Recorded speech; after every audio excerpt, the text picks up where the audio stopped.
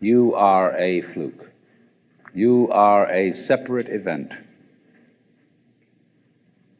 And you run from the maternity ward to the crematorium, and that's it, baby. That's it. Now, why does anybody think that way? There's no reason to, because it isn't even scientific.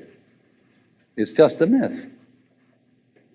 And it's invented by people who wanted to feel a certain way. They want to play a certain game.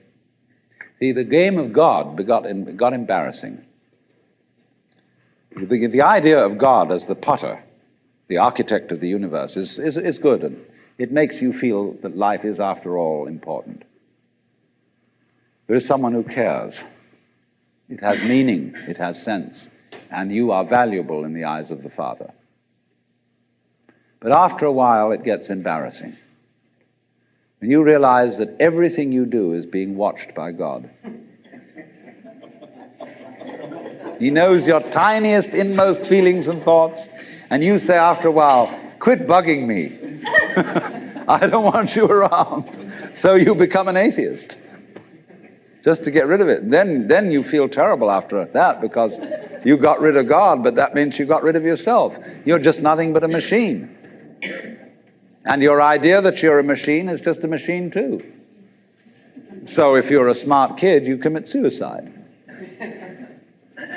Camus said there is only really one serious philosophical question, which is whether or not to commit suicide. I think there are 4 or 5 serious philosophical questions. The first one is, who started it? The second is, are we going to make it? The third is, where are we going to put it? The fourth is, who's going to clean up? And the fifth, is it serious? But still, should you or not commit suicide? This is a good question. Why go on? And you only go on if the game is worth the candle. Now, the universe has been going on for an incredible long time. And so really, a satisfactory theory of the universe has to be one that's worth betting on. That's seems to me, absolutely elementary common sense. If you make a theory of the universe which isn't worth betting on, why bother? Just commit suicide. But if you want to go on playing the game, you've got to have an optimal theory for playing the game. Otherwise, there's no point in it. But the people who coined the fully automatic theory of the universe were playing a very funny game. What they wanted to say was this: all you people who believe in religion are old ladies and wishful thinkers. You've got a big daddy up there and you want to comfort and thing, but life is rough. Life is tough, and success goes to the most hard-headed people. That was a very convenient theory when the European American world was colonizing the natives everywhere else. They said, we are the end product of evolution, and we're tough. See, I'm a big, strong guy because I face facts, and life is just a bunch of junk, and I'm going to impose my will on it and turn it into something else, you see. And I'm real hard. See, that's a way of flattering yourself.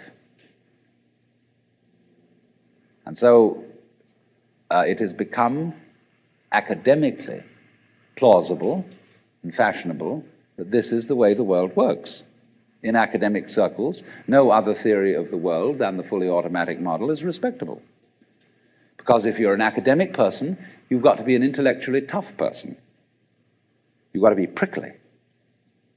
See, there are basically 2 kinds of philosophy. One's called Prickles, the other's called goo. And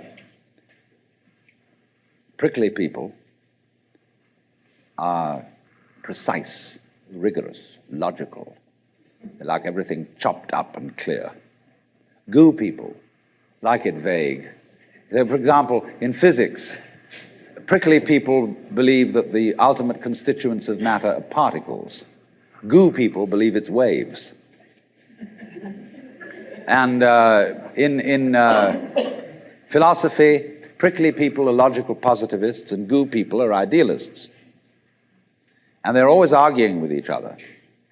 But what they don't realize is that neither one can take his position without the other person. Because you wouldn't know you advocated Prickles unless there was somebody else advocating goo.